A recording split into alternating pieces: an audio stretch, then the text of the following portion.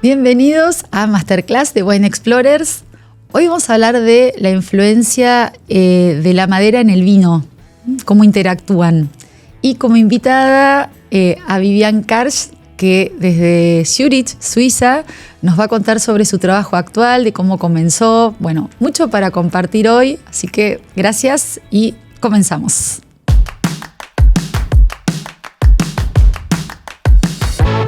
La influencia que tiene en el vino la madera es mucha. Es importante, está bueno conocer un poco sobre orígenes, sobre decisiones que toman los enólogos para justamente elegir la mejor madera para el vino que quieren lograr.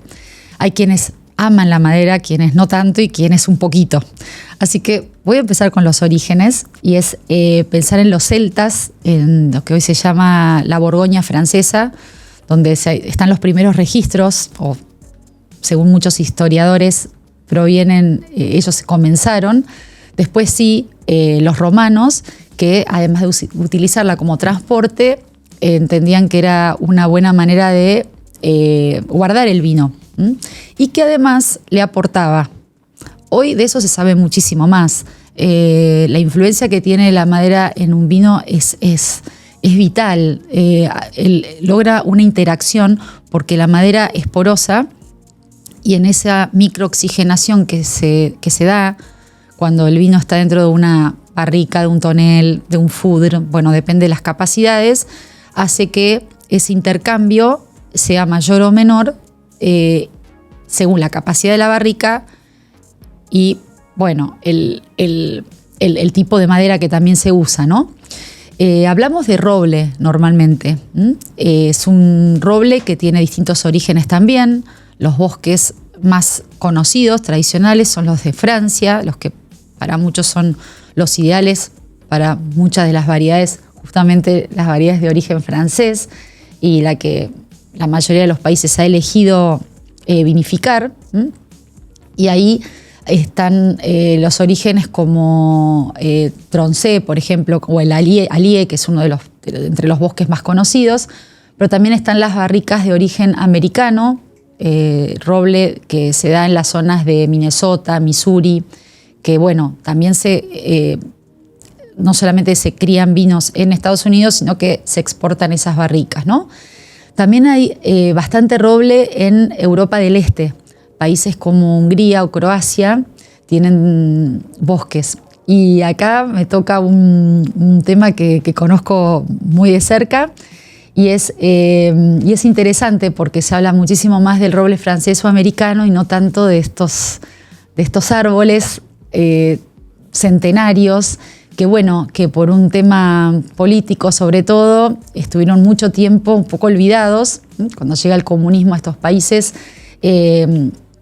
bueno, se frenó bastante la producción y se dejó de pensar en esto como un negocio y resulta que hace no tantos años, increíblemente, muchos de estos árboles hoy se convirtieron en barricas, ¿no? Concretamente, por ejemplo, el roble de Eslavonia queda en Croacia y esos pisos que mucha gente dice, ay, las casas ese piso no es de roble de Eslavonia.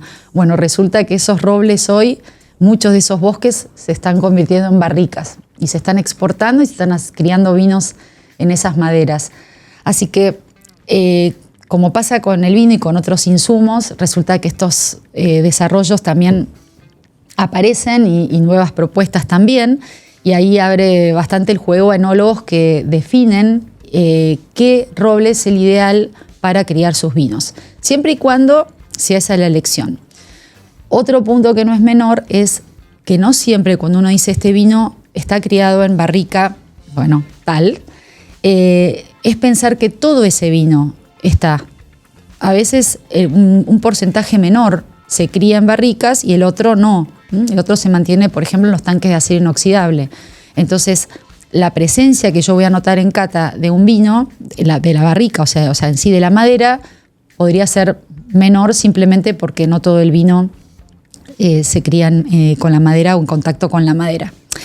Después también está la posibilidad de que no sean solamente estos contenedores que uno puede imaginar. Digo contenedores porque los hay de distintos tamaños, pero sí puede ser que un tanque esté revestido en roble, revestido internamente, eso se llaman duelas, y el contacto con la madera sigue siendo una posibilidad. Se puede apreciar en la cata esas notas, a veces decimos de vainilla, puede ser una nota un poco más tostada, más a caramelo, depende muchísimo del tipo de roble y de la crianza que, sobre todo del origen de esos árboles, ¿no? Y bueno, y así seguir, ¿no? Pero siempre tener en cuenta que son decisiones del enólogo. Y nosotros, cuando nos toca catar, si podemos sentir, tal vez reconocerla o no, pero en todo caso que sea muy sutil, que sea parte del carácter de un vino, es maravilloso. También tiene que ver con un poco, no sé, el entrenamiento que tengamos y la expectativa. Y un poco qué va marcando la oferta. En un tiempo, más madera mejor. O sea, el maderazo era el vino como, bueno, tiene madera, ¿no? Como que eso le daba al vino como importancia, ¿no? La sensación de que si tenía mucha madera era maravilloso y si no, no tanto. Bueno, hoy es prácticamente lo contrario, ¿no? Tiene que estar realmente muy bien integrada para que sea parte de ese carácter, de esa expresión, sin dominar. Esto es clave y es bajada de línea de hoy prácticamente todos los enólogos del país y diría yo de la mayoría de los países productores. No es menos importante reconocer que grandes vinos del mundo necesariamente conviven con la madera. Puedo mencionar unos que es más o menos evidente, pero la tienen. Y es parte del carácter de esos vinos, no serían lo que son sin la madera.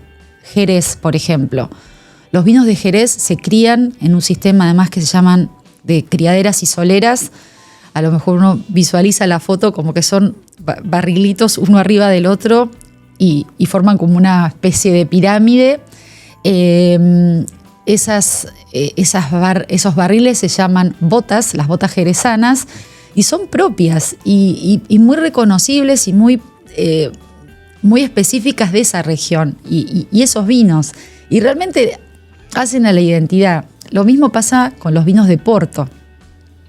Los portos se crían en pipas, que son barriles muy grandes, de muchísimos años, y los estilos de Porto, de hecho, las dos grandes familias de Porto tienen que ver cómo esa crianza en madera, siempre en pipas, definen a cada una de las dos categorías. Pero esos vinos maravillosos, que son únicos, que son vinos de culto, conviven con la madera. Así que es difícil hablar de la madera como dejarla de costado cuando, bueno, los representa también. Y después hay otros vinos que son famosos, como el Tokay en Hungría, que también sus barricas se llaman Gonsis y también hacen a la expresión de esos vinos maravillosos, fantásticos, únicos, que bueno, se dan también en otras regiones, pero bueno, sucede en Tokay, sucede desde, no sé, la aristocracia europea, desde los zares rusos, hasta hoy se siguen hablando de estos vinos, así que bueno, por algo será, ¿no? Traer a Vivian a este programa me gustó mucho, además es una persona hiper preparada, ella llegó a Argentina tiempo atrás, bueno, ya nos va a compartir un poco sobre su historia, decidió entrar en el mundo del vino, del cual nunca más salió. Fascinante su historia y cómo se fue reconvirtiendo y cómo fue encontrando esto que tanto ahora le apasiona. Vamos a escucharla. Vivian, un enorme placer verte de nuevo después de no sé cuántos, no contemos, no importa, pero bueno, estás un poquito lejos ahora y sin embargo te tenemos cerquita en este meet, en esta charla, que bueno, desde Suiza. Contanos, Zurich, ¿en qué estás primero y después vamos un poquito para atrás? Bueno, hola chicos, Muchas gracias, Marina. Es un gran placer de verte. Claro, mi corazón está todavía en Buenos Aires con ustedes. Gracias a la maravillosa Escuela Argentina de Sommeliers pude empezar un camino largo en el mundo del vino que me llevó sobre todo el mundo y ahora estoy de vuelta en mi país, en Suiza, en mi ciudad Zürich. Y bueno, en este momento estoy trabajando para Smith & Smith Wine Company. Es una empresa de vinos, importamos vinos, también tenemos un poco nuestra propia producción y también tenemos restaurante, muchos eventos, como 80% de nuestros clientes son de la gastronomía y también producimos nuestro propio aperitivo, que cuando los vengo a visitar los traigo. ¡Ay, sí! Me encantan. Aparte vas a llegar como más, va a ser más calorcito, así que ideal va a ser. Sí, y ahora me ocupo de apoyar a las ventas, los chicos de las ventas. También tengo muchas catas, muchos eventos. Bueno, así aquí en Zürich ahora compartiendo la pasión por el vino. ¡Qué maravilla! Y ese espacio en el que tenés, me contabas, hay un tipo de vino especial o sea, alguna tendencia, tiene alguna, no sé, sí, más bien una tendencia, ¿no? De ofrecer algún tipo de vino en particular. Sí, la empresa Smith & Smith Wine Company se enfoca en la mayoría de los vinos son orgánicos, biodinámicos y tenemos un portfolio muy grande, sino el más grande de Suiza, de vinos naturales. Y también tenemos nuestra propia certificación que se llama Vinatur. Y yo estaba como brand ambassadrice para el label Vinatur y ahora también para Giselle, hablando mucho del tema. Es muy importante ese tema, me parece, que podemos producir vinos enfocados en el país, en el terroir, en también la nueva generación. Y nosotros tenemos, la mayoría de los vinos son de Europa y hay maravillosos viñedos y bodegas que producen vinos muy naturales y nosotros lo podemos comunicar. Claro, estos vinos funcionan muy bien como metrópolis, como en la ciudad de Zürich, funciona muy bien y alrededor también, porque ahí, viste, la naturaleza es un gran tema y la gente más y más quiere consumir vinos naturales y aquí hay todo un movimiento muy grande y la gente está fascinada. El otro día para quinta vez una cata de vinos naturales para el mismo grupo porque están apasionados. Ah, qué genial, pero me decís de todos los países, o sea, tienen presencia de distintas regiones y buscan esos vinos. Claro, nosotros tenemos vinos naturales de Italia, de España, de Eslovenia, también de Croacia y también de Francia. Mirá qué interesante. Y también con cepas súper antiguas. Por ejemplo, trabajamos con Elisabetta Foradori, Hacienda Agrícola Foradori, quien es una patrona increíble y ella se ocupó de recuperar una cepa antigua que se llama Teroldego. Y me fascina la filosofía de yo no quiero hacer otro Cabernet Sauvignon, yo quiero representar la cepa que estaba en este terroir, con este clima para 100 años y lo quiero demostrar y es fantástico. Claro, es una búsqueda importante, difícil de comunicar porque claramente es más fácil decir Cabernet Sauvignon a un consumidor internacional, pero me parece muy valioso este aporte, ¿no? Casi que es complicado y una apuesta fuerte, pero qué interesante, mirá, y ustedes van como buscando estas iniciativas o esta gente que, bueno, se la juega, decimos acá, ¿no? Sí, nosotros tenemos desde muchísimos años una gran amistad con nuestros productores. Hay también productores naturales, de vinos naturales que nos buscan porque saben que somos como la empresa que tiene lo más amor y pasión para los vinos naturales. Y yo creo que estos vinos funcionan muy bien en la gastronomía, porque the food and wine pairing, como el maridaje entre comida y vinos, para mí es muy fascinante con vinos naturales, porque tienen un gusto muy particular, son muy aromáticos, no son filtrados, son muy diferentes y funcionan muy bien en la gastronomía. No, sin dudas. A ver, en esta búsqueda decía, creo que hay de todo. Tal vez es interesante ver cómo ya muchos han iniciado un camino, pero lo han también mejorado, porque bueno, al no ser convencionales, claramente no siempre salen ideales, ¿no? Y a veces se presentan por ahí difíciles también para un consumidor que, bueno, para todos en realidad.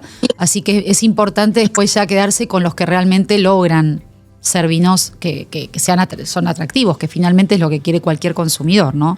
Más allá de naturales o no.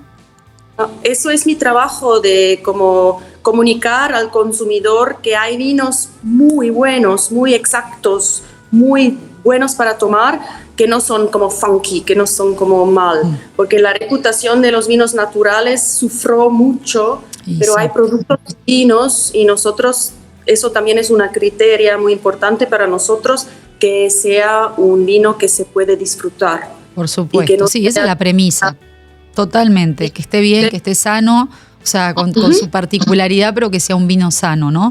Por sobre todas las cosas, seguro.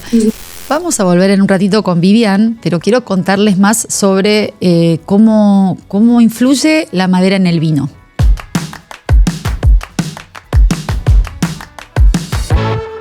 En la cata, de nuevo, siempre que la madera esté bien integrada y sea parte del vino, sucede que puede dar vinos.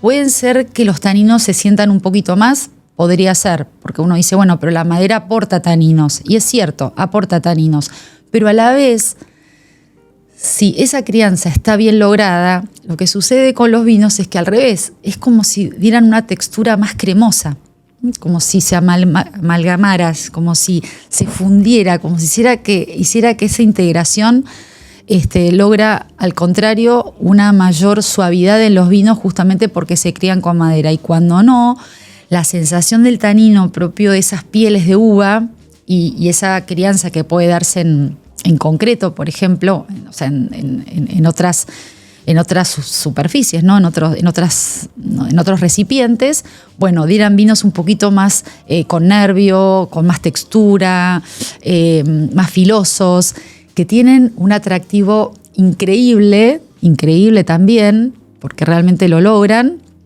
pero ahí es donde uno reconoce las diferencias, que tiene que ver, en muchos casos, con el gusto del consumidor y con ese enólogo que en la búsqueda toma una decisión u otra. En la época que se asociaba el buen vino tenía madera, se usaba bastante una alternativa que eran los chips, que son como esos como trozos de madera o básicamente ese sobrante de la madera que se podríamos decir, infusionar en el vino para que tomara esos sabores. A veces era bien notable, otras veces no tanto, si estaba bien logrado. Bueno, finalmente el objetivo se cumplía, la gente contenta, ¿no? Encuentro la madera en el vino. Y es interesante porque era esto de reconocer, ¿no? Bueno, me di cuenta, ¿no? Me di cuenta que sentí, me di cuenta que tenía madera, me di cuenta que... Y ese solo asociar ya parecía que a la cata le aportaba. Hoy está bastante en desuso porque la tendencia es menos madera, bastante menos, casi no. Entonces, volviendo, hay que pensar también que al mundo y tantos productores que piden madera en todo el planeta del vino y pocos recursos, porque lo cierto es que los árboles tardan en algunos casos, no sé, 80, 100 años en crecer. Y hay que, no es como el corcho que se quita la corteza, que hay que talar árboles. Y las economías de estos países que los tienen, bueno, tienen que cuidarse muchísimo de ser capaces de seguir plantando. Entonces, no es obvio, y de nuevo, son tal vez cientos de años, o sea que no es un proyecto, ¿no?, a corto plazo de ninguna manera. Y se tiene que ser sostenible de todas las formas. Por eso también hay alternativas, otros robles, otras maderas. Puede ser acacia, puede ser cedro. Tiene que tener una porosidad justa porque es un recurso finito y porque si no tiene la porosidad necesaria, al vino le va a llegar a una oxidación que no es para nada la buscada.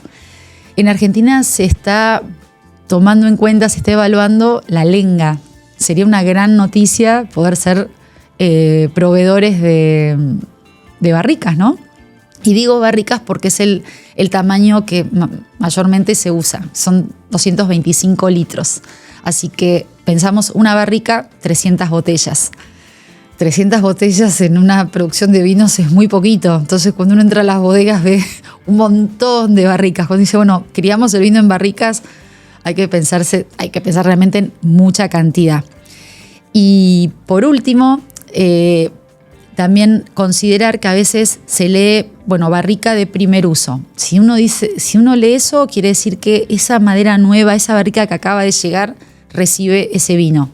Los porcentajes pueden no ser del 100%, pero entiendo que es barrica bien nueva. Entonces, la madera que entrega y las notas van a ser muy, muy propias de la barrica.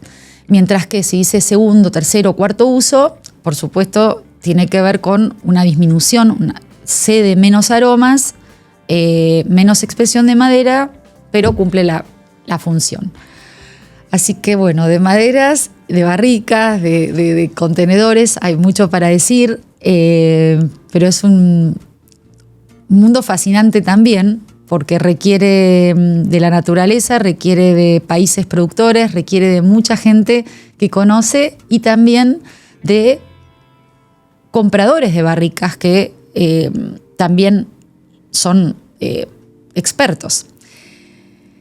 Y quiero traer alguito más, y es que una vez me pasó que dije, bueno, qué bien, ¿no? Catar así, qué maravilla. ¿Alguna vez tal vez llegue? No, depende. Catando con un profesional, a ciegas sacaba los bosques. O sea, probaba y decía, bosque de tal, bosque del otro. O sea, catando a ciegas no podría haber nunca dicho Malbec, Cabernet, Merlot, pero sí adivinaba los... Yo dije, pero este señor, ¿qué hace? Vende barricas. Así que miren cómo un catador también se puede hacer experto en reconocer barricas cuando cata. Bueno, les conté un montón sobre el vino y la barrica, así que vamos a escucharla a Vivian.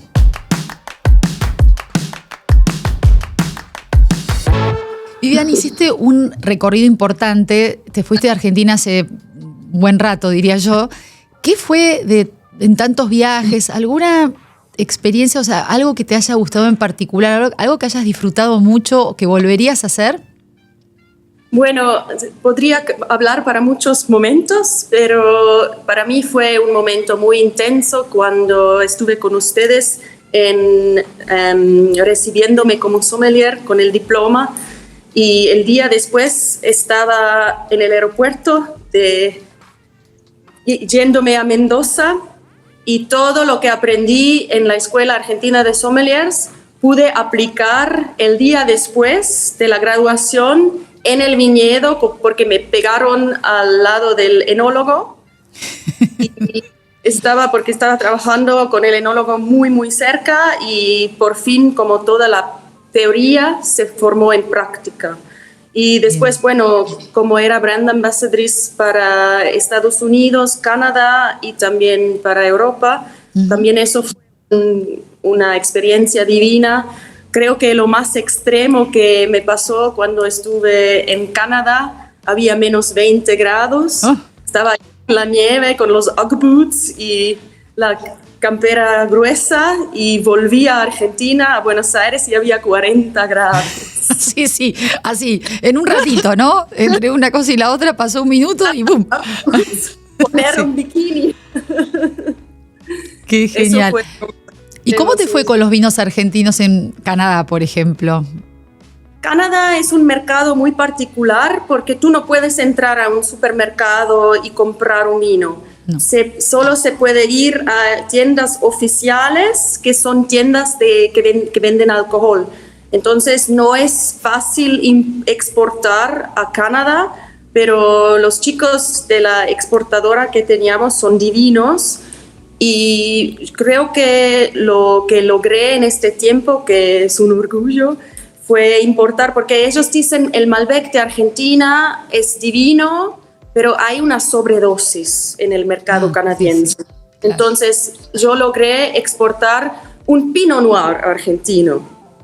Bueno. Entonces exportamos el Pinot Noir argentino a Canadá y muy bien. Podés nombrar líneas, marcas sin problema, así que vos déjalo correr. No, eso era toda la...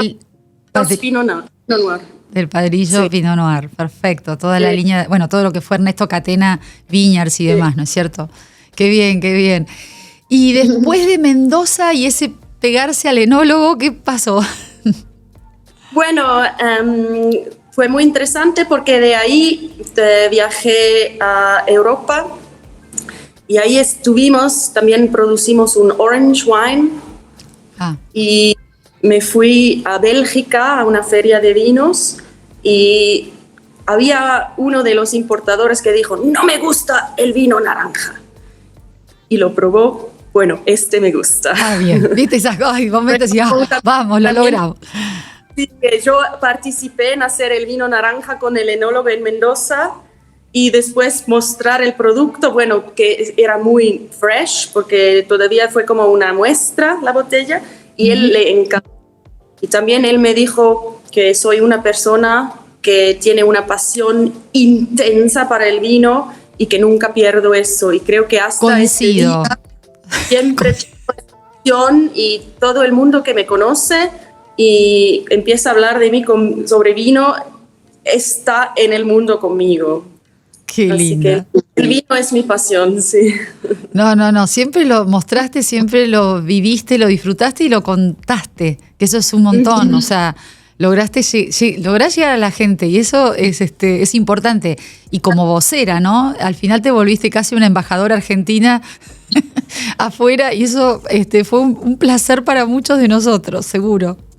Para mí lo que me gusta mucho en este trabajo es escuchar la gente, trabajar con la gente, qué quieren, qué buscan, qué les puedo recomendar.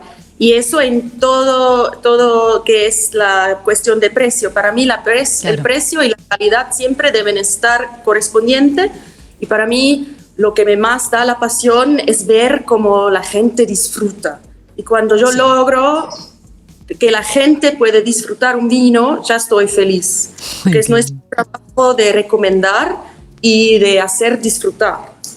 Muy bien. Y sí, eso es lo que tiene que hacer un sommelier, lograr comunicar y entusiasmar a otros, ¿no? Ese es el gran rol. Algo que te haya pasado, que, no sé, te haya marcado además de todo esto, bueno, no es poco, ¿no? Lo que venís compartiendo, pero ¿alguna anécdota más? Mira, yo estaba durante la pandemia, estaba en el lockdown en Buenos Aires y no existió más mi trabajo. No puedes viajar, no hay eventos, no hay catas de vino, no existió nada más. Entonces tomé la decisión con un corazón muy grave de dejar Argentina y volver a Suiza. Y en Suiza empecé a trabajar para una empresa que se llama Mövenpick.